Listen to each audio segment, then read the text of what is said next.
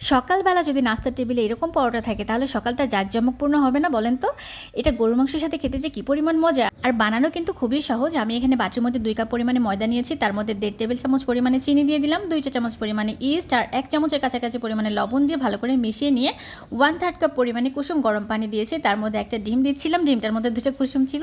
এরপর এখানে ২ চা চামচ পরিমাণে তেল ব্যবহার করেছি, সয়াবিন তেল। তারপর ভালোভাবে মিশিয়ে নেওয়ার পর হাত লাগালাম এবার। আর হাত দিয়ে এখন ভালো করে মথে নিব। এখানে আরও একটু পানি ব্যবহার করেছি। সর্বমোট প্রায় 1 কাপের মতো হালকা কুসুম গরম পানি আমি ব্যবহার করে এরকম মথে একটা ডো বানিয়ে নিয়েছি। এবার এটাকে একটা বাটির মধ্যে রেখে একটু উপর দিয়ে তেল ব্রাশ করে এটাকে 30 মিনিটের জন্য সেট হতে দিব। 30 মিনিট পর বের করে নেওয়ার পর এটাকে আরও ভালোভাবে একটু মথে নিতে হবে। যতটা মথা যাবে ততটাই সফট হবে পরোটাটা।